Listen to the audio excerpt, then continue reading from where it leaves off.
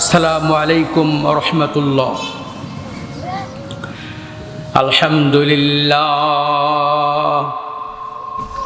আলহামদুলিল্লাহ নাহমাদুহু ওয়া নাস্তাঈনুহু ওয়া নাস্তাগফিরুহু ওয়া নু'মিনু বিহি ওয়া নাতাওয়াক্কালু আলাইহি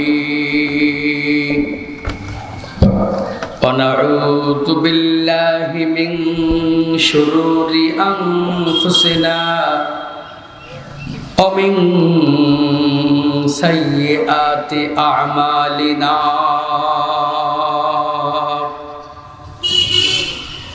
من يهده الله فلا مضل له ومن يضلله فلا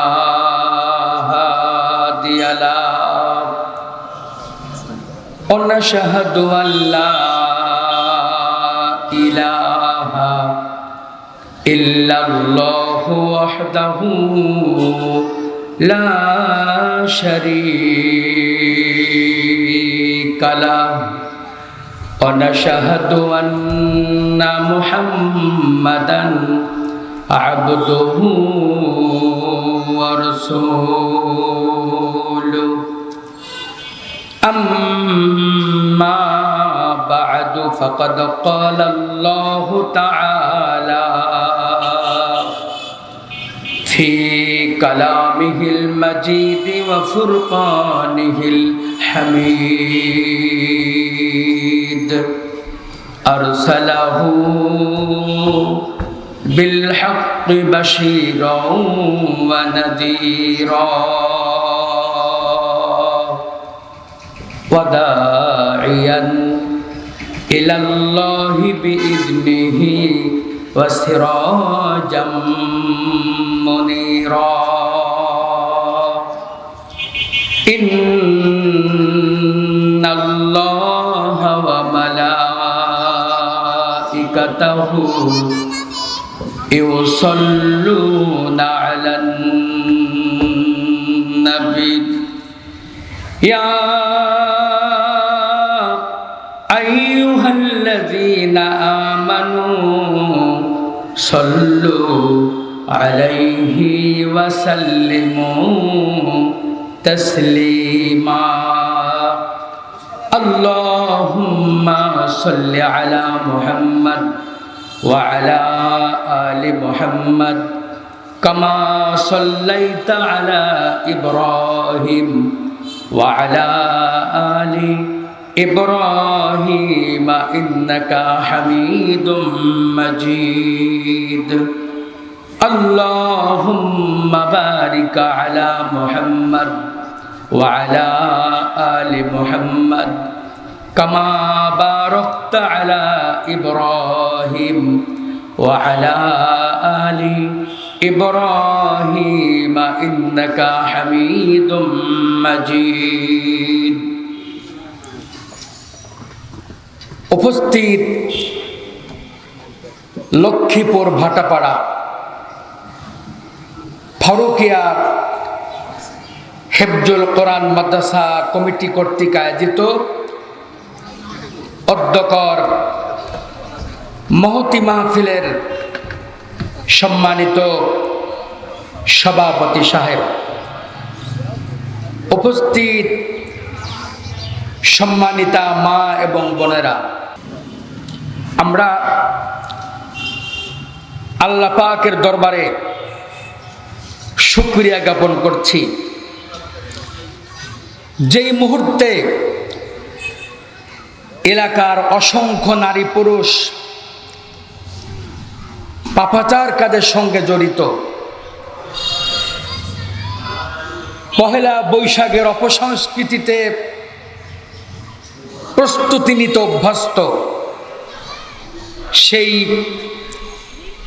জটিল কঠিন মুহূর্তে একদল কোরআন পাগল জান্নাত প্রত্যাশী মা বোনদের সাথে বসে কোরআনে কারিম শুনতে তৌফিক দিয়েছেন। সেই আল্লাহ পাকের দরবারে কৃতজ্ঞতা আদায় করে আমরা সকলেই পড়ছি আলহামদুলিল্লাহ। অতঃপর অফুরন্ত দরুদ ও সালাম অবতীর্ণ হোক বিশ্ব মানবতার মহান শিক্ষক সরকারে দো আলম জনাবে মুহাম্মদুর রাসূলুল্লাহ সাল্লাল্লাহু আলাইহি ওয়াসাল্লাম তার প্রতি। আমরা দীর্ঘক্ষণ কোরআন হাদিসের আলোকে মূল্যবান আলোচনা শুনতেছিলাম।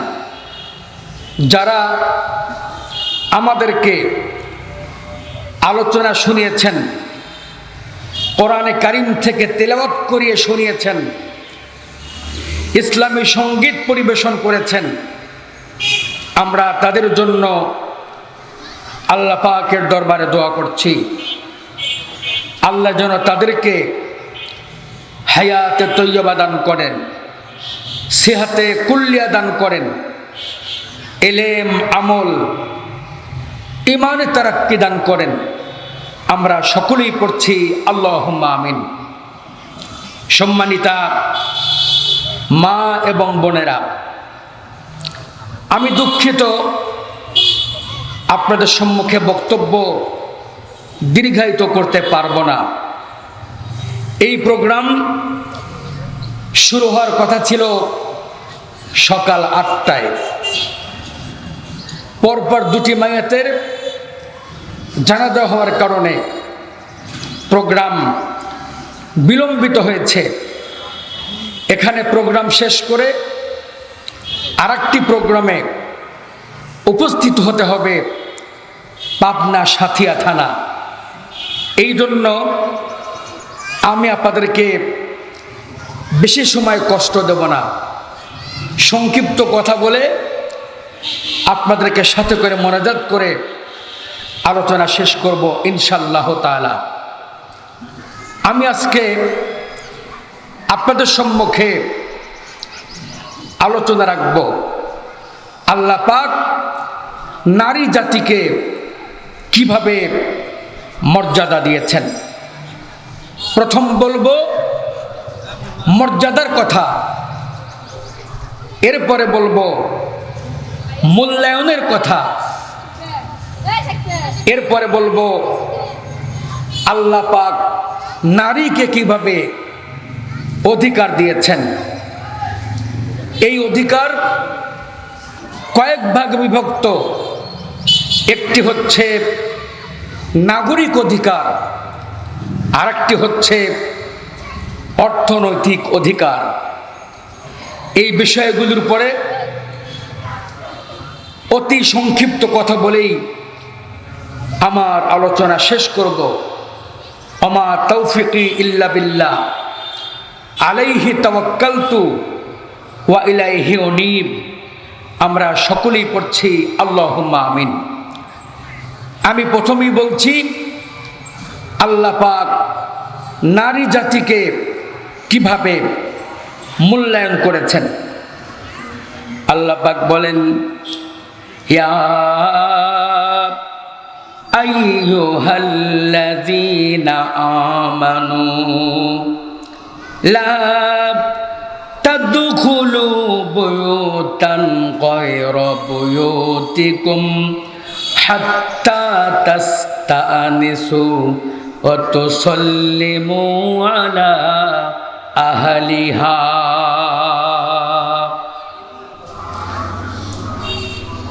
আমার মায়েরা বোনেরা, আপনারা অত্যন্ত মনোযোগ দিয়ে আলোচনা শুনতে থাকুন। আল্লাহ তাআলা বলছেন, হে আমার ঈমানদার বিশ্বাসীরা, যদি তুমি তোমার নিজের বাড়িতে প্রবেশ করো, খুব খেয়াল করবেন, আল্লাহ তাআলা অন্য বাসার কথা বলেন নাই, অন্য বাড়ির কথা বলেন নাই। আল্লাহ পাক বলছেন, যদি তুমি নিজের বাড়িতে প্রবেশ করো তাহলে দরজায় দাঁড়িয়ে আগে সালাম দাও। বাড়ির ভিতর থেকে অনুমতি দিবে, এরপরে তুমি বাড়িতে প্রবেশ করো। আয়াতে কারিমা নাজিল হয়ে গেল। একজন সাহাবী নবীজিকে বললেন, হে আল্লাহর রাসূল, আমার বাড়িতে আমি প্রবেশ করব, অনুমতি দরকার হবে কেন? নবীজি বলছেন, ও সাহাবী, তুমি কি তোমার বোনকে উলঙ্গ দেখতে চাও? তুমি কি তোমার মাকে উলঙ্গ দেখতে চাও নাকি? নবীজির সাহাবী বলছেন, হে আল্লাহর রাসূল, অবশ্যই তা দেখতে চাই না। নবীজি বললেন, যদি তুমি হঠাৎ করে বাড়িতে প্রবেশ করো, তোমার বোন জানে না আমার ভাই বাড়িতে প্রবেশ করছে, তোমার মা জানে না আমার সন্তান বাড়িতে প্রবেশ করছে, তারা বাড়ির ভিতরে কোন অবস্থাতে আছে, গায়ের কাপড়টি কোথায় কোন অবস্থাতে আছে, হঠাৎ করে দেখে ফেললে তোমার ইজ্জত আবরুর নষ্ট হয়ে যেতে পারে। এই জন্য আল্লাহ তাআলা নিজের বাড়িতে প্রবেশের পূর্বে সালাম দিয়ে অনুমতি নেওয়ার ব্যবস্থা করে দিলেন। এখানে আরেকটি কথা স্মরণ রাখার যোগ্য, তা হচ্ছে আল্লাহ তাআলা এই পৃথিবীতে লক্ষ কোটি কোটি মানুষ তৈরি করেছেন। আল্লাহ তাআলা কারো কণ্ঠের সাথে কারো কণ্ঠ মিলাইয়া দেন নাই। যখন আপনার স্বামী বাড়িতে প্রবেশ করবে, সালাম শুনে আপনি কণ্ঠ শুনেই বুঝতে পারবেন আমার স্বামী বাড়িতে প্রবেশ করছে। আপনি নিজের মতো করে আপনার স্বামীকে বরণ করার জন্য প্রস্তুতি গ্রহণ করবেন। কণ্ঠ শুনে মা বুঝতে পারবে আমার কলিজার টুকরা সন্তান এখন বাড়িতে প্রবেশ করছে। সন্তানের আসার পূর্বে আমি সংযত হব, আমি আমার ইজ্জত আবরুরকে ঢেকে রাখব, যাতে করে আমার কলিজার টুকরা সন্তান আমাকে বেপরদা দেখতে না পারে। কণ্ঠ শুনে আপনি বুঝতে পারবেন আমার ভাই বাড়িতে প্রবেশ করছে। আপনি বোন হিসাবে ভাইয়ের পাশে যেভাবে যাওয়া সম্ভব আপনি তা প্রস্তুতি গ্রহণ করবেন। তাহলে এখান থেকে পরিষ্কার বোঝা যায় আল্লাহ তাআলা নারী জাতিকে পর্দায় রাখার জন্য, ইজ্জত আবরুরকে হেফাজতের জন্য আল্লাহ পাক উত্তম ব্যবস্থা করে নারী জাতিকে মূল্যায়ন করেছেন। নারীকে পর্দা রক্ষার জন্য আল্লাহ তাআলা বিশেষ ব্যবস্থা করে দিয়েছেন। এরপরে বলছি নারী জাতির মর্যাদার কথা। একটি নারী জাতির জীবন কয়েক ভাগে বিভক্ত। প্রথম, যে কন্যা সন্তান জন্মগ্রহণ করে তখন সে থাকে শৈশব, কিছুদিন পার হওয়ার পরে সে হয় কিশোরী, এরপরে কিছুদিন পার হয়ে যাওয়ার পরে সে হয় যুবতী, এরপরে কিছুকাল পার হলে সে হয় বধূ, আর কিছুকাল পার হলে সে হয় মা, মায়ের পরে কিছুকাল পার হলে সে হয় বৃদ্ধা। আল্লাহ তাআলা কয়েকটি স্তরেই আপনাদেরকে মর্যাদা দিয়েছেন, অধিকার দিয়েছেন। অধিকার কেমনে দিয়েছেন? আল্লাহর নবী জনাবে মুহাম্মদ রাসূলুল্লাহ, সকলে বলুন সাল্লাল্লাহু আলাইহি ওয়াসাল্লাম। নবীজি বলেন, আমার উম্মতেরা শোনো, আমার সাহাবায়ে কেরামেরা শোনো, যখন কোন বাড়িতে একটি কন্যা সন্তান জন্মগ্রহণ করে আল্লাহর ফেরেশতা ওই ঘরে প্রবেশ করে, রহমতের ফেরেশতা ওই ঘরে প্রবেশ করে ওই কন্যার মাথায় হাত বুলিয়ে দেয় আর বলে, আয় আল্লাহ, যেই মা যেই বাবা এই কন্যাকে জন্ম দিয়েছে, প্রতিপালন করেছে, দয়া করে মেহেরবানি করে তাদের উপরে তোমার রহমত বরকত নাজিল করে দাও। তাহলে আমরা কি বুঝলাম? একটি পুত্র সন্তান জন্মগ্রহণ করলে রহমতের ফেরেশতা সেই বাড়িতে প্রবেশ করে না, তার জন্য দোয়াও করে না। ফেরেশতা বাড়িতে প্রবেশ করে যখন কন্যা সন্তান জন্মগ্রহণ করে, যখন ফেরেশতা মাথায় হাত দিয়ে আল্লাহ পাকের কাছে দোয়া করে, তখন কন্যা সন্তান জন্মগ্রহণ করে যখন, তাহলে আপনাদের জীবনের শুরু থেকেই আল্লাহ তাআলা আপনাদেরকে মর্যাদা দিয়েছেন, মূল্য দিয়েছেন। আল্লাহ পাক আপনাদেরকে ইজ্জত সম্মান বাড়িয়ে দিয়েছেন। এরপরে আপনার শৈশব জীবন পার হচ্ছে, এখন আপনি কিশোরী, খেতে শিখেছেন, কথা বলতে শিখেছেন, আপনি এখন একটু একটু করে বড় হচ্ছেন। এরপর নবীজি বলেন, আমার উম্মতেরা শোনো, আমার সাহাবা কিরামেরা শোনো, তোমরা পুরুষ মানুষ শহরে যাবে, বাজারে যাবে, দামি দামি খাবার জোগাড় করে নিয়ে আসবে। ওই খাবার প্যাকেটটা খবরদার তুমি তোমার ছেলের হাতে আগে দিবে না। ওই খাদ্যের প্যাকেটটা, ওই মিষ্টির প্যাকেটটা তুমি তোমার কলিজার টুকরা সন্তানকে প্রথমে দিবে না। প্রথমে ওই মিষ্টির প্যাকেটটা হাতে তুলে দিবে তোমার কন্যার জন্য। দেখেছেন বিশ্বনবী কি কঠিন কথা বললেন। পুরুষ মানুষ বাজারে যাবে, হাটে যাবে, দামি খাবার কিনে নিয়ে আসবে, মিষ্টি কিনে নিয়ে আসবে। ওই মিষ্টির প্যাকেটটি আল্লাহর নবী প্রথমে কন্যার হাতে দিতে বলেছেন। আল্লাহ পাকের নবী প্রথমে ওই মিষ্টির প্যাকেটটি পুত্রকে হাতে দিতে বলেন নাই, হাতে দিতে বলেছেন কন্যাদেরকে। আমার মা বোন আপনাদেরকে বিশ্বনবী প্রথম উপহার দিতে বলেছেন। এর দ্বারাই আল্লাহ তাআলা আপনাদেরকে মর্যাদা বাড়িয়ে দিয়েছেন, ইজ্জত সম্মান বাড়িয়ে দিয়েছেন।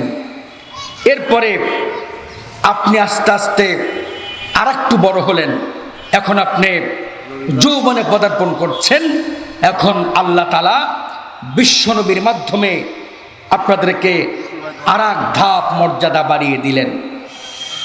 নবীজি বলছেন, উম্মত তোমরা শোনো, সাহাবা কিরামেরা শোনো, কন্যার মায়েরা শোনো, কন্যার বাবারা শুনে রাখো।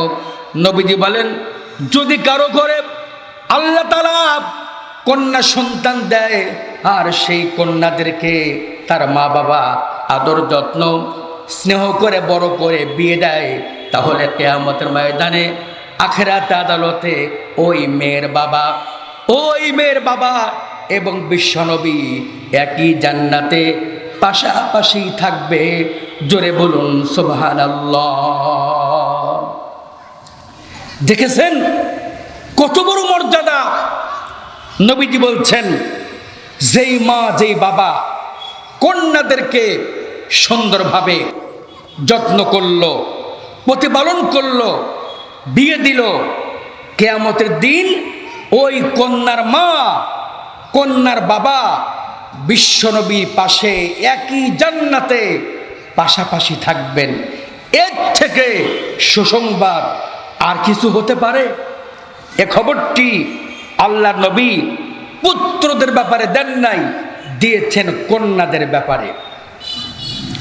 এরপরে আপনার বিয়ে হয়ে গেল, এতদিন ছিলেন শৈশব, এরপরে কিশোরী, এরপরে যুবতী, এখন আপনি হয়ে গেলেন বধূ।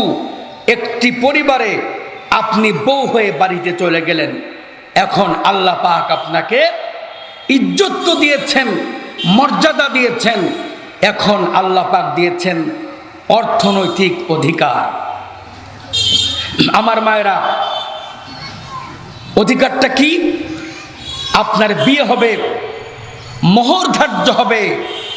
এই টাকাটি পরিশোধ করার জন্য পুরুষের উপরে আল্লাহ পাক সুন্নাত করেন নাই, মুস্তাহাব করেন নাই, ওয়াজিব করেন নাই, ফরজে কিফায়া করেন নাই। মোহরানার টাকা আদায় করা পুরুষের জন্য আল্লাহ তাআলা ফরজে আইন করে দিয়েছেন। একটি পুরুষও বিয়ে করবে, কিন্তু পুরুষ মোহরানা পাবে না, কাবিনের টাকা পাবে না। কাবিনের টাকা, মোহরের টাকা পাবে নারী জাতি। আল্লাহ তাআলা আপনাদেরকে নির্দেশের মাধ্যমে আইন পাশ করে অর্থের মালিকানার ব্যবস্থা আল্লাহ তাআলা আপনাদের জন্য করে দিয়েছেন। এরপরে আপনি ওই মোহরানার টাকা দিয়ে ব্যবসা করবেন, ইনকাম করবেন। যদি আপনি ইনকাম করতে করতে কোটিপতিও হয়ে যান, আপনার স্বামী জোর করে চাপ দিয়ে আপনার কাছ থেকে একটি টাকাও নিতে পারবে না। এরপরে আপনার সংসারে খরচ হবে, ছেলে মেয়ে প্রতিপালন করবেন, স্বামীর পক্ষের আত্মীয় আসবে, স্ত্রীর পক্ষের আত্মীয় আসবে, সকলকে মেহমানদারি করার জন্য, সকলকে আত্মীয়তা রক্ষা করার জন্য উপহার দেবেন, খানা খাওয়াবেন। এর একটি টাকাও মেয়ের মোহরের টাকা থেকে অর্জিত টাকার ভিতর থেকে ব্যয় করতে বাধ্য নয়। সকল ব্যয় দায়িত্ব হচ্ছে পুরুষ ব্যয় করবে, আর নারী তার মোহরের টাকা দিয়ে ব্যবসা করে ইনকাম করে টাকা জমাবে। টাকা তার কাছ থেকে কেউ কৌশল করে নিতে পারবে না। এ অর্থনৈতিক অধিকার দিয়েছেন আল্লাহ তাআলা নিজে। তাহলে মায়েরা, আমরা কি শুনতেছিলাম? আল্লাহ তাআলা আপনাদেরকে জীবনের শুরু থেকেই মর্যাদা দিলেন, মূল্যায়ন করলেন। আপনি বধূ হয়ে আসার পরে আল্লাহ তাআলা আপনাকে অর্থনৈতিক অধিকার দিয়ে দিলেন। এরপরে আপনি কয়েকদিন পরে মা হয়ে যাচ্ছেন, এখন আপনার পেটে বাচ্চা, আপনি এখন সন্তান সম্ভবা। আল্লাহ পাক সেই মুহূর্তেও আপনার মর্যাদা আর এক গুণ বাড়িয়ে দিয়েছেন। কিভাবে মর্যাদা দিয়েছেন? নবীজি বলেন, উম্মত আমার শোনো, সাহাবায়ে কিরামেরা শোনো, একটি কন্যা, তার পেটে বাচ্চা। ওই মেয়েটি পেটে বাচ্চা নিয়ে আরাম করে ঘুমাতে পারে না, ঘুমাতে যায়, প্রচণ্ড পেটের ব্যথা, বমি বমি লাগে, খাইতে পারে না, ঘুম হয় না, ঘন্টার পর ঘন্টা রাত জেগে মেয়েটি দিন কাটাচ্ছে, রাত কাটাচ্ছে। নবীজি বলেন, উম্মত আমার শোনো, সাহাবায়ে কিরামেরা শোনো, এই যে মেয়েটি রাতের বেলায় আরাম করে ঘুমাতে পারলো না, কষ্ট হলো, পেটে বাচ্চা, একটি জীবন্ত মানুষ আর একটি জীবন্ত মানুষকে পেটে করে বহন করছে। এই যে ঘুম নষ্ট হয়ে গেল, এই যে আরাম নষ্ট হয়ে গেল, নবীজি বলেন, ওই মেয়েটি সারা রাত দাঁড়িয়ে দাঁড়িয়ে নফল নামাজ পড়লে যে সওয়াব হতো, ওই মেয়েটি কষ্ট করে সন্তান পেটে বহন করার জন্য আল্লাহ তাআলা ওই মেয়েটির আমল নামায় সারা রাত নফল নামাজের সওয়াব দিয়া দিবেন। তাহলে দিন যাচ্ছে যত, সময় গড়াচ্ছে যত, আপনার মর্যাদা বৃদ্ধি হচ্ছে তত। এখন আপনার পেটে বাচ্চা, আরাম করে ঘুমাতে পারছেন না, আল্লাহ তাআলা আপনাকে নফল নামাজের সওয়াব দিবেন। এরপরে আপনি পেট ভরে খেতে পারেন না। মেয়েদের পেটে বাচ্চা পেট ভরে খাইতে পারে না, সারাদিন পরিশ্রম করেছে, রান্না বান্না করেছে, স্বামী শ্বশুরকে খাওয়িয়েছে, নিজে খেতে বসেছে, ওই কলিজার টুকরা বাচ্চা ছেলে পেটের মধ্যে গোতা মেরেছে, পেটের ব্যথা, মেয়েটি আরাম করে খাইতে পারে না। প্লেট ভর্তি ভাত সামনে রেখে মেয়েটি হাত ধুয়ে উঠে চলে গেল, খেতে পারে না। নবীজি বলেন, উম্মত আমার শোনো, সাহাবায়ে কিরামেরা শোনো, এই যে মেয়েটি আরাম করে খেতে পারল না, কিয়ামতের ময়দানে আখিরাত আদালতে ওই মেয়েটি দুনিয়ার জীবনে 10 মাস 10 দিন একটা না নফল রোজা করলে যেন কি হতো, আল্লাহ পাক ওই মেয়েটি আমল নামায় নফল নামাজের নেকি দিয়া দিবে। এরপরে আপনার জীবনের আরেকটা ধাপ পার হয়ে গেল। এখন আপনি সন্তান প্রসব করলেন, এখন আপনি মা। এই মা হওয়ার মুহূর্তে আল্লাহ পাক আপনাকে আর একটা গুণ মর্যাদা বাড়িয়ে দিয়েছেন। নবীজি বলেন, উম্মত আমার শোনো, সাহাবায়ে কেরামেরা শোনো, মেয়েটি সন্তান প্রসব করছে, সমস্ত শরীর রক্ত দিয়ে লাল হয়ে গেল। মেয়েটি ওই সন্তান ডেলিভারি করার সময় নতুন কাপড় পরতে পারে না, ছেঁড়া কাপড় পরিধান করে সন্তান ডেলিভারি করছে, সমস্ত চেহারা রক্তে লাল হয়ে গেল। নবীজি বলেন, উম্মত আমার শোনো, সাহাবায়ে কেরামেরা শোনো, ওই মেয়েটি আল্লাহর দ্বীন কায়েমের জন্য জিহাদের ময়দানে রক্ত দিয়ে যে সওয়াব হতো, ডেলিভারির সময় রক্ত বের হয়ে যাওয়ার পরে আল্লাহ পাক ওই মেয়েটির আমল নামায় জিহাদের নেকি দান করে দিবে। তাহলে আপনি মা হচ্ছেন, আল্লাহ পাক সেই মুহূর্তেও আপনাকে মর্যাদা বাড়িয়ে দিয়েছেন। এখন আপনার সন্তান আপনার দুধ পান করে, আপনি কষ্ট করে দুধ পান করাচ্ছেন। এই যে কি কষ্ট! মা ঘুমাতে পারে না, সন্তান যেদিকে শুয়ে থাকে সেদিকেই মাকে ঘুরতে হয়, দুধ পান করাতে হয়। এই কষ্ট একমাত্র ভুক্তভোগী মা ছাড়া দুনিয়ার কেউই উপলব্ধি করতে পারে না। আপনি মেয়েকে, আপনার সন্তানকে দুধ পান করাচ্ছেন, এই দুধ পান করার মুহূর্ত আল্লাহ পাক আপনাকে সাদকার সওয়াব দান করবেন। এরপরে আপনার সন্তানটা বড় হয়ে গেল, বড় হয়ে যাওয়ার পরে আল্লাহ পাক আপনার মর্যাদা আরো বাড়িয়ে দিয়েছেন।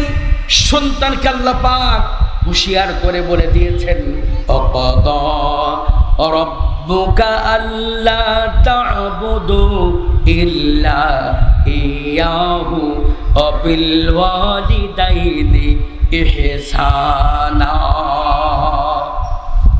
এবার আল্লাহ তাআলা আপনার সন্তানকে হুঁশিয়ার করে বলছে, ও দুনিয়ার মানুষেরা শোনো, আমার হুকুম তো মানবেই, আমার আনুগত্য করবে, আমার গোলামি করবে।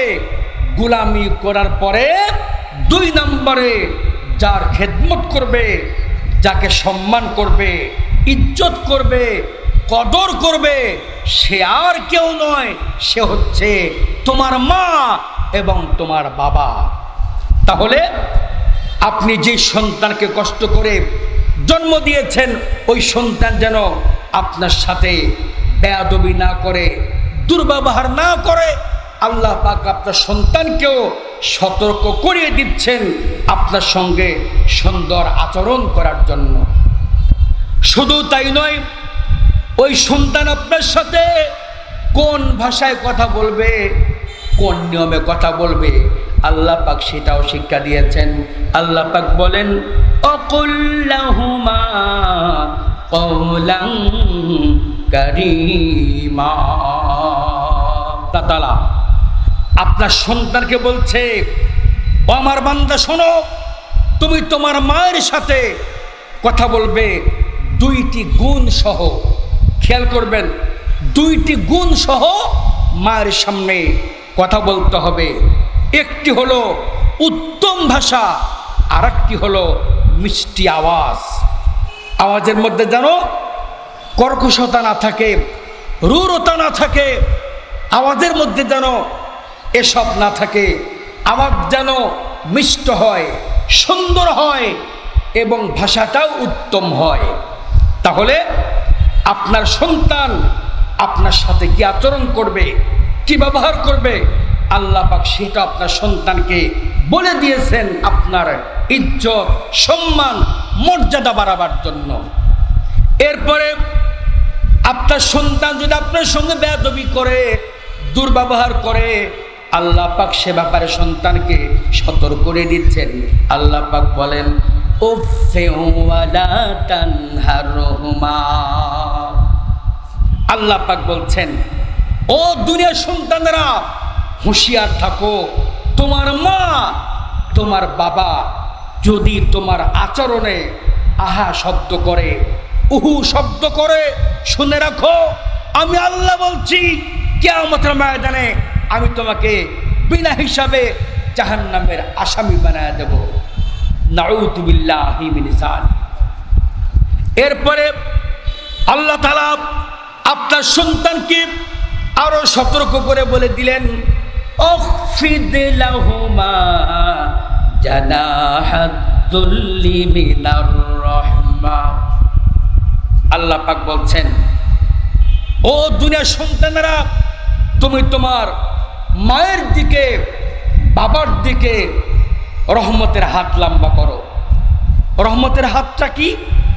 মা অসুস্থ, বিছানায় শুয়ে কাতরাচ্ছে, এই কষ্ট আপনি তো লাঘব করতে পারবেন না, এই যন্ত্রণা আল্লাহ দিয়েছেন, কিন্তু আপনি একটা কাজ করতে পারবেন, তা হচ্ছে মায়ের পাশে বসে বলতে পারবেন, মা কেমন লাগতেছে, হাতটা টিপে দেবো নাকি, মাথায় তেল দিয়ে দেবো নাকি, গোসল করবেন নাকি, একটু পানি খাবেন নাকি, একটু ঔষধ খাবেন নাকি, দাঁড়াবেন নাকি, বসবেন নাকি, এরকম খোঁজ নেওয়া, আপনার সাথে মত বিনিময় করা, এটা হচ্ছে সন্তানের জন্য মায়ের দিকে রহমতের হাত বাড়ানোর সমান আল্লাহ পাক ব্যবস্থা করে দিয়েছেন। আমার মায়েরা, আমার বোনেরা, এরপরে আপনার মায়ের জীবন শেষ হয়ে গেল, এখন আপনি বৃদ্ধ, আপনার সংসারে কোনো দরকার নাই, এই বোঝা কেউ টানতে চায় না, আপনি বৃদ্ধ, চলতে পারেন না, এই বৃদ্ধা চলতে পারেন না, বিছানায় প্রসাব করেন, পায়খানা করেন, আপনাকে কে দেখবে, দেখার কেউ নাই। আজকে পাশ্চাত্যের লোকেরা মেয়েদেরকে, মাদেরকে, বাবাদেরকে বৃদ্ধাশ্রমে দিয়ে দেয়। আপনারা পেপার পত্রিকা টেলিভিশনে মাঝে মধ্যে নিশ্চয়ই দেখেন, ছেলে হলো ডিসি, এসপি, সচিব, মা হচ্ছে বৃদ্ধাশ্রমে। এর চাইতে লজ্জাস্কর, এর চাইতে দুঃখজনক আর কি হতে পারে? আল্লাহ তাআলা এই মুহূর্তেও আপনাকে ভুলে যান নাই। আল্লাহ তাআলা আপনার সন্তানকে বাধ্য করে দিয়েছে, সন্তানের উপরে দায়িত্ব মায়ের খেদমত করা, সন্তানের উপরে দায়িত্ব মা বিছানায় প্রসাব পায়খানা করলে তা পরিষ্কার করে দেওয়া, যত্নের সাথে রাখা। আল্লাহ পাক এই দায়িত্ব সব দিয়েছেন সন্তানের প্রতি। তার মানে আপনি বৃদ্ধা হয়েছেন, সেই মুহূর্তেও আল্লাহ পাক আপনাকে ভুলে যান নাই। এখন আপনি দুনিয়ার জীবন শেষ করে কবরে চলে গিয়েছেন। এই কবরে যাওয়ার পরে আল্লাহ তাআলা আপনার জন্য আর একটা ব্যবস্থা করে দিয়েছেন। আপনি মাটির কবরে দুনিয়ার জীবন পার করে চলে এসেছেন। এবার আপনি মাটির কবরে আপনার জন্য আল্লাহর কাছে কোন ভাষায় দোয়া করতে হবে আল্লাহ পাক সেটাও শিক্ষা দিয়েছেন। আল্লাহ পাক বলছেন, ও দুনিয়ার সন্তানেরা, তোমার মা কবরে, তোমার বাবা কবরে, এই কথা বলে আমি আল্লাহর কাছে দোয়া করো। আল্লাহ পাক দোয়াটি শিক্ষা দিয়েছেন। দোয়াটি হচ্ছে, রব্বিরহামহুমা কামা রব্বায়ানি সগীরা, রব্বিরহামহুমা কামা রব্বায়ানি সগীরা। অর্থ কি? আয় আমার আল্লাহ, আয় আমার রব, আমার মা, আমার বাবা ছোটবেলায় আমাকে যেভাবে আদর যত্ন স্নেহ করে প্রতিপালন করেছে, এখন আমার মা, আমার বাবাকে তোমার রহমতের করে তুলে নাও। আমাদের যে যত্ন করেছে তুমিও কবরে আমার মায়ের প্রতি, বাবার প্রতি সেই রূপ যত্ন করো। তাহলে আমার মায়েরা, আপনার জীবনের শুরু থেকে শেষ পর্যন্ত আল্লাহ পাক আপনাকে অধিকার দিলেন, মর্যাদা দিলেন, ইজ্জত দিলেন, সম্মান দিলেন। কত সম্মান!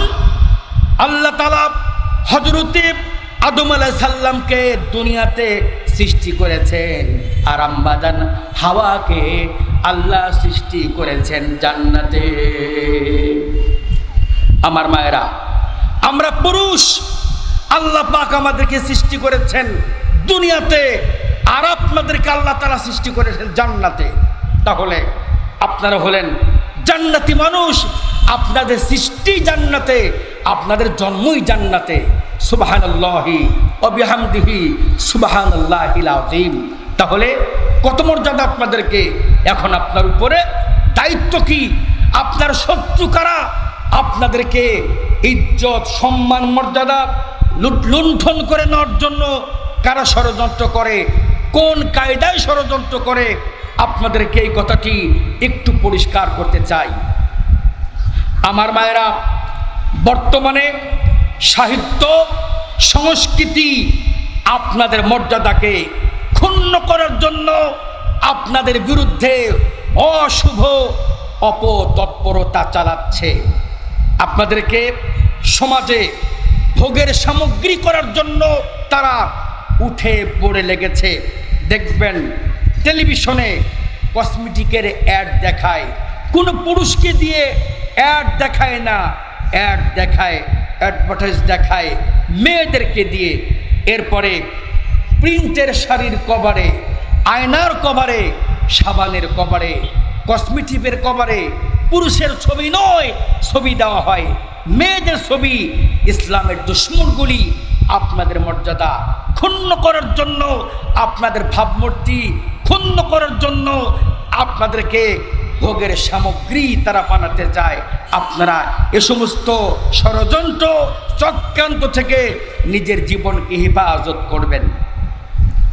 আমার মায়েরা, এই ষড়যন্ত্র আজ থেকে নয়, ষড়যন্ত্র বহুকাল আগে থেকেই সৃষ্টি হয়েছে।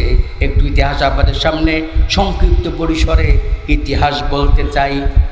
হযরত ইব্রাহিম আলাইহিস সালাম যখন নমরুদকে দাওয়াত দিতে গেলেন, নমরুদ দাওয়াত গ্রহণ করল না। নমরুদ ইব্রাহিমকে অগ্নিকুণ্ডে ফেলতে চাচ্ছে। ইতিহাস আপনারা জানেন, আমি সবটুকু বলবো না, মূল কথাটি বলছি বাস্তবতা বোঝাবার জন্য। ইব্রাহিমকে আগুনে ফেলতে পারছে না, নমরুদ বারবার চেষ্টা করছে।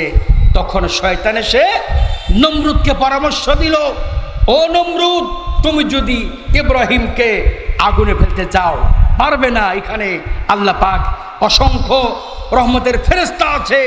যদি তুমি নমরুদকে, ইব্রাহিমকে আগুনে ফেলতে চাও নমরুদ, তাহলে শোনো, এখানে নারীদেরকে নিয়ে এসো, জিনা করাও, নাচ করাও, নৃত্য দেখাও, ডান্স দেখাও। এসব দেখে রহমতের ফেরেশতা জমিন থেকে চলে যাবে, ইব্রাহিমকে আগুনে ফেলতে পারবে। আমার মায়েরা, ইতিহাস বলছি আপনাদের সম্মুখে। আজকে আপনাদেরকে পহেলা বৈশাখের নামে আপনাদেরকে রাস্তায় নামিয়েছে ইসলামের দুশমনগুলি, আপনাদের কপালে টিপ লাগিয়েছে, আপনাদেরকে অশালীন পোশাক পরিয়েছে, আপনাদেরকে ইলিশ পান্তা খাওয়াবার নামে আপনাদেরকে রাস্তায় বের করেছে। নমরুদ যেমন ইব্রাহিমকে আগুনে ফেলার জন্য শয়তান পরামর্শ দিয়েছে, মেয়েদেরকে রাস্তায় বের করে নাচ গান পরিবেশন করে জিনা ব্যভিচারের পথকে প্রশস্ত করে ইব্রাহিমকে আগুনে ফেলতে সক্ষম হয়েছে। ঠিক অনুরূপভাবে শাহবাগ চত্বরে আপনাদেরকে নিয়ে নাচ গান করিয়েছে, আপনাদেরকে নিয়ে অবৈধ পোশাক পরিয়েছে, আপনাদেরকে নিয়ে অশালীন পোশাক পরিয়ে ওই মেয়েদেরকে রাস্তায় নামিয়ে আপনাদের ভাবমূর্তি ক্ষুণ্ণ করা হচ্ছে। এসব ষড়যন্ত্র চক্রান্ত থেকে আপনারা চোখ কান খোলা রেখে এসব থেকে বাঁচার চেষ্টা করবেন। এগুলি যেই চ্যানেলে দেখায়, এই টিভি চ্যানেলগুলি দেখবেন না, এগুলি শুনবেন না। জি বাংলা, স্টার জলসা, এগুলি কোনো মুসলমানের চ্যানেল নয়।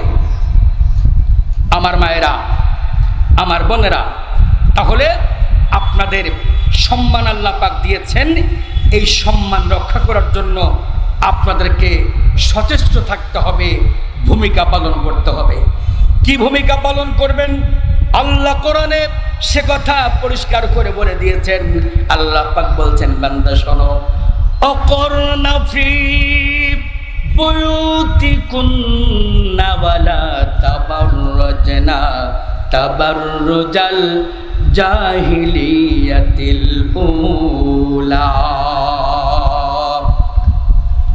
আল্লাহ পাক বলছেন, ও মেয়েরা, তোমরা জাহিলি যুগের মেয়েদের মতো বেপরদা রাস্তায় বের হও না। বোরখা পরবেন, যদি বোরখা পরতে না পারেন হিজাব পরবেন, বড় চাদর গায়ে দিয়ে শরীরটাকে আবৃত করে তারপরে রাস্তায় বের হবেন। এরপরে একা বের হবেন না, এমন পুরুষকে সাথে করে বের হবেন যেই পুরুষের সাথে আপনার বিয়ে হারাম, এরকম পুরুষকে সাথে নিয়ে বিয়ে রাস্তায় বের হবেন। ও মায়েরা, আপনারা খবর রাখেন না, আপনার বয়ফ্রেন্ড আপনাকে ফোন করেছে দুপুর 12টায় দেখা করতে হবে বিশ্ববিদ্যালয় ক্যাম্পাসে, এরকম ফাঁকি দিয়ে ডেকে নিয়ে অনেক মেয়েদেরকে ধর্ষণ করা হয়েছে, অ্যাসিড নিক্ষেপ করা হয়েছে। আপনারা এ সমস্ত কুচক্রীদের ডাকে সাড়া দিয়ে নিজের জীবনকে কখনো বিপন্ন করবেন না। মায়েরা, পর্দায় থাকবেন। আমি কথা লম্বা করব না, এক্ষুনি শেষ করে দোয়ার দিকে এগোচ্ছি। আমার মায়েরা, আল্লাহর নবী জনাবে মুহাম্মদ রাসূলুল্লাহ, সকলে বলুন সাল্লাল্লাহু আলাইহি ওয়াসাল্লাম, নবীজি আপনাদেরকে 4টি কাজ করতে বলেছেন। নবীজি বলেন, এই 4টি কাজ যেই মেয়ে করবে কিয়ামতের ময়দানে আল্লাহ তাআলা ওই মেয়ের জন্য সব কয়টা জান্নাতের দরজা খুলে দিয়ে বলবে, যেইটা দিয়ে খুশি সেই দরজা দিয়ে তোমরা আল্লাহ পাকের জান্নাতে যাও। মেয়েদের জন্য 4টি কাজ করতে হবে। 1 নম্বরে 5 ওয়াক্ত নামাজ, 2 নম্বরে বছরে 1 মাস রোজা, 3 নম্বরে স্বামীর খেদমত, 4 নম্বরে পর্দায় থাকা। আমার মায়েরা বোনেরা, কি বলতেছিলাম? আপনারা 4টি কাজ করবেন। 1 নম্বরে 5 ওয়াক্ত নামাজ পড়বেন, 2 নম্বরে রোজা রাখবেন 1 মাস বছরে, 3 নম্বরে স্বামীর খেদমত করবেন, 4র্থ নম্বরে পর্দায় থাকবেন। আজকে পর্দা আমাদের কাছ থেকে বিদায় নিয়েছে। মায়েরা, মেহরবানি করে পর্দায় থাকবেন। আপনারা জানেন না ইতিহাস আপনাদেরকে কি শিক্ষা দিয়েছে। ও মায়েরা, অন্য ধর্মে স্বামী মারা গেলে বিয়ে করা যাবে না, নতুন কাপড় পরা যাবে না, রঙিন কাপড় পরা যাবে না, সাদা কাপড় পরতে হবে। এরকম সময়ও ছিল। হিন্দু স্বামী মারা গেলে বিধবা স্ত্রীকে স্বামীর সাথে একসাথে জীবন্ত মেয়েকে আগুন দিয়ে পুড়িয়ে দিত। নাউযুবিল্লাহ মিন যালিক। ইসলাম আপনাদেরকে অধিকার দিয়েছে, মূল্য দিয়েছে, মর্যাদা দিয়েছে। আল্লাহ রাব্বুল আলামিন কোরআনে কারিমের ভিতরে সুন্দর করে বলছেন, বান্দাগুলি শোনো, বিআইয়ি যামবিন কুতিলাত। আল্লাহ রাব্বুল আলামিন কোরআনে কারিমের ভিতরে সুন্দর করে বলে দিয়েছেন, জীবন্ত মানুষগুলিকে কবর দিয়ে দেওয়া হতো, মাটির মধ্যে পুঁতে দিত, অপরাধ তারা জন্মগ্রহণ করেছে নারী হিসাবে। জাহিল যুগের মানুষগুলি মেয়েদেরকে জীবন্ত কবর দিত, মেয়েদের সাথে দুর্ব্যবহার করত, মেয়েদের উপরে অত্যাচার করত, জুলুম করত। ইসলাম এসে আপনাদেরকে অধিকার দিয়েছেন, মর্যাদা দিয়েছেন, ইজ্জত দিয়েছেন, মর্যাদা দিয়েছেন বিশ্বনবী জনাবে মুহাম্মদ রাসূলুল্লাহ সাল্লাল্লাহু আলাইহি ওয়াসাল্লাম। আমার মায়েরা বোনেরা, আমি বলছি ইসলাম আপনাদেরকে কি অধিকার দিয়েছেন। আপনারা কোথায় ছিলেন, কোন অবস্থায় ছিলেন, একটু ইতিহাস শুনুন। আপনাদের পরিণতি অতীতে কেমনটা ছিল। একটি সাহাবী নবীজির দরবারে হাজির হলেন।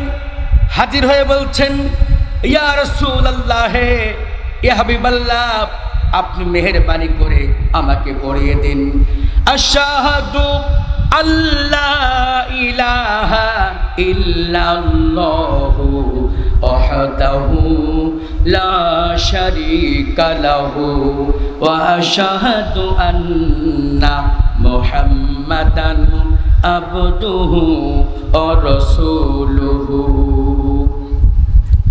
লোকটি কালেমা পড়ে মুসলমান হয়ে গেলেন। মুসলমান হয়ে যাওয়ার পরে নবীজির সম্মুখে দুইটি চোখের পানি ছেড়ে দিয়ে কাঁদছেন। আল্লাহ পাকের হাবিব বলেন, ও সাহাবী, বলো কাঁদো কেন, তোমার কান্নার কারণটি কি? ওই সাহাবী বলছেন, ইয়া রাসূলুল্লাহ, ইয়া হাবিবাল্লাহ, এত ভুল করেছি, গুনাহ করেছি, আমার ভয় হচ্ছে আল্লাহ তাআলা আমার গুনাহগুলি মাফ করে দেবেন কিনা। নবীজি বলেন, সাহাবী, কান্নার দরকার নাই, এমন কালেমা পড়েছ, এমন কোরআন কারীম পড়েছ, আল্লাহ তোমার সব গুনাহ মাফ করে দিয়েছে। শুধু গুনাহ মাফ করে দেন নাই, অতীতে যা গুনাহ করেছ আল্লাহ তোমার গুনাহগুলিকে সওয়াবে পরিণত করে দিয়েছে। তারপর সাহাবী কাঁদছে। আল্লাহ নবী বলছেন, ও সাহাবী, বলো কান্দো কেন, কান্নার কারণ কি? ওই সাহাবী বলছেন, হে আল্লাহর রাসূল, ইসলাম গ্রহণ করার পূর্বে আমি কি মারাত্মক অন্যায় করেছি হুজুর, অনুমতি দিন আমার গুনার কথাটা একটু আপনাদের সামনে বলি। ও মায়েরা, আপনাদের অতীতে কি করুণ অবস্থা ছিল আমি সেইটা বোঝাবার জন্য আলোচনাটি নিয়ে এসেছি। নবীজি সাহাবী বলছেন, ইয়া রাসূলুল্লাহ, ইয়া হাবিবাল্লাহ, ইসলাম গ্রহণের পূর্বে বিদেশে সফর করতে গেলাম। ওই সময় আমার বিবির পেটে বাচ্চা ছিল।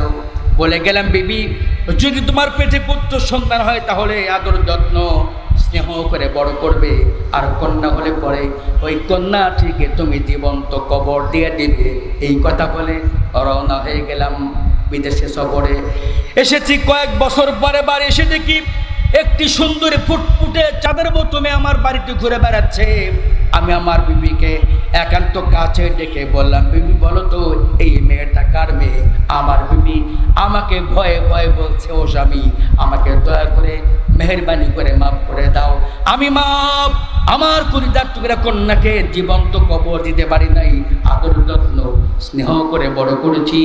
এখন বিশ্বাস তোমরা আর মেয়েটিকে মারতে পারবে না। আল্লাহর নবীর সাহাবী বলেন, ইয়া রাসূলুল্লাহ, ইয়া হাবিবাল্লাহ, সেই সময় আমার মধ্যে আল্লাহ পাকের কোরআন কারীম ছিল না। আমি আমার মেয়েকে বেড়াবার নাম করে মরুভূমির ময়দানে হাজির করে দিলাম। একটি কোদাল জোগাড় করে গর্ত খনন করতে লাগলাম। যখন আমি গর্ত খনন করছি, আমার মেয়েটি আমার পাশে দাঁড়িয়ে আছে। মাঝে মধ্যে আমি ঘেমে যাচ্ছি, আমারও কচি মেয়েটা কচি হাত দিয়ে আমার মুখ থেকে ঘামগুলি মুছে পরিষ্কার করে দিচ্ছে। মাঝে মধ্যে গর্ত খনন করতে গিয়ে আমার গায়ে ধুলা লাগে, আমার মুখে ধুলি লাগে। আমার ছোট্ট মেয়েটা আমার মুখ থেকে দাঁড়িয়ে থেকে ধুলিগুলি ঝেড়ে পরিষ্কার করে দিচ্ছে। এরকম করতে করতে গর্ত যখন বড় হয়ে গেল, আমার মেয়েটা বুঝে ফেলে দিয়েছে আমার আব্বা এখন আমাকে জীবন্ত কবর দিয়া দিবে। এইবার আমার মেয়েটা আমার দুইখানে পা জড়িয়ে ধরে আব্বা আব্বা বলে বলে কাঁদতে লাগলো। কেঁদে কেঁদে বলছে, আব্বা, আপনি আমাকে জীবন্ত কবর দেবেন না। আব্বা, আপনার কাছে খেতেও চাই না, পড়তে চাই না, যত দূর চোখ যায় তত দূরে গিয়ে থাকবো। আব্বা, আপনি মেহেরবানি করে আমার জীবনটা ভিক্ষা দিয়ে দেন। আল্লাহর নবীর সাহাবী বলেন, ইয়া রাসূলুল্লাহ, ইয়া হাবিবাল্লাহ, এত বড় কঠিন কথা শুনে আমার মনটা নরম হলো না। আমি আমার মেয়েকে একটা ধাক্কা মেরে গর্তের মধ্যে ফেলে দিলাম। আমার মেয়েটা গর্তের মধ্যে পড়ে আব্বা আব্বা বলে বলে কাঁদতে লাগলো। কেঁদে কেঁদে বলছে, আব্বা, আপনি আমার গর্তে মাটি চাপা দেবেন না, আমার গর্তে পাথর চাপা দেবেন না। আব্বা, আমি এখন মরে যাইনি, বেঁচে আছি। আব্বা, আমাকে বাঁচতে দিন। আব্বা, আপনি মেহেরবানি করে আপনি আমাকে জীবন্ত কবর দেবেন না। আল্লাহর নবীর সাহাবী বলেন, ইয়া রাসূলুল্লাহ, ইয়া হাবিবাল্লাহ, এত বড় কঠিন কথা শুনে আমার মনটা নরম হলো না। আমি আমার মেয়ের গর্তে একটা পাথর নিক্ষেপ করলাম। এত জোরে পাথরটা নিক্ষেপ করলাম, পাথরটা মাথায় লেগে আমার মেয়েটার মাথা ফেটে 2 ভাগ হয়ে গেল, রক্ত ছড়তে শুরু করলো। আমার মেয়েটা আব্বা বলে চিৎকার দিয়ে দুনিয়া থেকে বিদায় হয়ে গেল। বলুন নবীজি, আল্লাহ পাক আমার মতো এমন পাষাণ্য পাপীকে মাফ করবেন কিনা? নবীজি বক্তব্য শুনে কাঁদতে লাগলেন। নবীজির চোখের পানিতে দাড়ি মুবারক ভিজেতে লাগলো। নবীজি বলছেন, আরে মানুষকে কি কখনো এত বড় অন্যায় করতে পারে নাকি? এরপরে আল্লাহ পাকের হাবিব বলেন, ও সাহাবী, এমন কালেমা পড়েছো, এমন কোরআনে কারিম পড়েছো, আল্লাহ তোমার সব গুনাহ মাফ করে দিয়েছে। শুধু গুনাহ মাফ করে দেন নাই, অতীতে যা গুনাহ করেছো আল্লাহ কোরআনে কারিমের বরকতে তোমার গুনাহগুলিকে আল্লাহ সওয়াবে পরিণত করে দিয়েছে। আমার মায়েরা, এমন একটা সময় ছিল আপনাদের জিনা করলে বিচার হতো না, শাস্তি পেত না। এরপরে মেয়ে হলে কোনো কথা নাই, জীবন্ত কবর দিয়ে দেওয়া হতো। বিচার চাওয়ার জায়গা ছিল না, কান্না শোনার লোক ছিল না। ইসলাম এসেছে, আপনাদেরকে অধিকার দিয়েছে, মর্যাদা দিয়েছে, ইজ্জত দিয়েছেন, সম্মান দিয়েছেন। বিশ্বনবী জনাবে মুহাম্মদুর রাসূলুল্লাহ সাল্লাল্লাহু আলাইহি ওয়াসাল্লাম। এই জন্য আমার মায়েরা, আমার বোনেরা, একদিন বক্তব্য শুনে সব কথা তো বোঝানো যাবে না। আপনারা ইসলামী সাহিত্য পড়বেন, ইসলামী বই পড়বেন, হজরতে ফাতিমার জীবনী পড়বেন, হজরতে আয়েশার জীবনী পড়বেন, খাদিজার জীবনী পড়বেন। মায়েরা, খুব সংক্ষেপে বলতেছিলাম, সেই স্বামীর খেদমত করার কথা। বিশ্বনবীকে তার স্ত্রীরা উম্মাহাতুল মুমিনিনরা কি খেদমত করেছেন। আমার মায়েরা বোনেরা, একটি ছোট্ট দৃষ্টান্ত পেশ করছি। আল্লাহর নবী জনাবে মুহাম্মদ রাসূলুল্লাহ, সকলেই বলুন সাল্লাল্লাহু আলাইহি ওয়াসাল্লাম। নবীজি বলছেন, আয়েশা, আমাকে একটু গোসল করিয়ে দাও। হযরত আয়েশা সিদ্দিকা রাদিয়াল্লাহু তাআলা আনহা বিশ্বনবীকে একটি কাঠের পরে বসে গোসল করে দিচ্ছেন। নবীজি তাকিয়ে দেখেন, গোসল করে গড়ে যাওয়া পানির সাথে রক্তের ফোঁটাগুলি গড়ায়া পড়ছে। আল্লাহ পাকের হাবিব বলছেন, আয়েশা বলো, ও রক্ত কোথা থেকে এসেছে? আয়েশা বলো, এটা কোনো খারাপ জিনিসের রক্ত কিনা? হযরত আয়েশা বলছেন, ইয়া রাসূলুল্লাহ, এ হাবিবাল্লাহ, এটা কোনো খারাপ জিনিসের রক্ত নয়। আপনি যে কাঠের পরে বসে আছেন, ওই কাঠের নিচে আমার পায়ের বৃদ্ধ আঙ্গুল পরে ফেটে গেছে। আঙ্গুল ফেটে পানির সাথে রক্তের ফোঁটাগুলি গড়ায়া পড়ছে। আল্লাহ পাকের হাবিব বলছেন, আয়েশা, এত কষ্ট করেছো, আমাকে তুমি এতক্ষণ উঠে দাঁড়াতে বলো নাই কেন? হযরত আয়েশা বলছেন, ইয়া রাসূলুল্লাহ, ইয়া হাবিবাল্লাহ, আমার পায়ের আঙ্গুলে যদি আমার গোটা কলিজা ওই কাঠের নিচে পড়ে গলে যেত, আমি হযরত আয়েশা বিশ্ব নবীকে উঠে দাঁড়াতে বলতে পারতাম না। আমার মায়েরা, এর নাম স্বামীর খেদমত, এর নাম মোহাব্বত, এর নাম হচ্ছে ভালোবাসা। অনেক মেয়েরা অভিযোগ করে, আমি কেমনে স্বামীর খেদমত করব? আমার স্বামী তো দরজাল, নামাজ পড়ে না, আমাকে পিটায়, অত্যাচার করে, দুর্ব্যবহার করে। আল্লাহ পাক শিক্ষা দিয়েছেন হযরতে আসিয়ার জীবনে দিয়ে। আসিয়া ছিল একজন নেককারিনী, জান্নাতি মহিলা। ফিরআউন ছিল দুষ্ট, জালিম, অত্যাচার। ফিরআউন ছিল একজন সবচেয়ে খারাপ মানুষ। আসিয়া ফিরআউনের সাথে সংসার করেছে, স্বামীর খেদমত করেছে, স্বামীর হক আদায় করেছে। কিন্তু আসিয়া স্বামীর কথা মানেন নাই ততক্ষণ স্বামী ইসলামের বিরুদ্ধে হুকুম করেছে যতক্ষণ। মায়েরা, আপনারা স্বামীর খেদমত করবেন, কিন্তু স্বামী যদি ইসলামের বাহিরে কোনো কিছু করতে বলে, স্বামী যদি বলো সিনেমায় যাই, স্বামী যদি বলে চলো সিরিয়াল দেখে আসি, চলো নৃত্য দেখে আসি, নাচ দেখে আসি, এ সময় স্বামীর কথা শোনা যাবে না। আমার মায়েরা, আমার বোনেরা, আমি কথা লম্বা করব না, এখনই দোয়া করছি। মায়েরা বোনেরা, আপনাদের কাছে আমি প্রাণ ঢালা দোয়া চাই। এসেছি আপনাদের কাছে একটু দোয়া চাইতে। আমার বিশ্বাস আজকের দোয়া আল্লাহর দরবারে কবুল হবে। কারণ মেয়েরা হচ্ছে ইনকাম করে না, স্বামী ইনকাম করে স্বামীরটা যদি হারামও হয়, স্ত্রীর জন্য হালাল। এই জন্য মেয়েদের দোয়া আল্লাহর দরবারে কবুল হবে। আমার একটি সন্তান লন্ডনে পড়ে ব্যারিস্টারিতে, আমার ছেলে যেন ভালোভাবে লেখাপড়া শিখতে পারে, আমি যেন অর্থ সংকটে না ভুগি। আমার মায়েরা প্রাণ খুলে দোয়া করবেন। আমার বাড়ির যত সদস্য আছে সব সদস্য জটিল কঠিন রোগ আক্রান্ত, আপনারা আমার জন্য খাস করে দোয়া করবেন।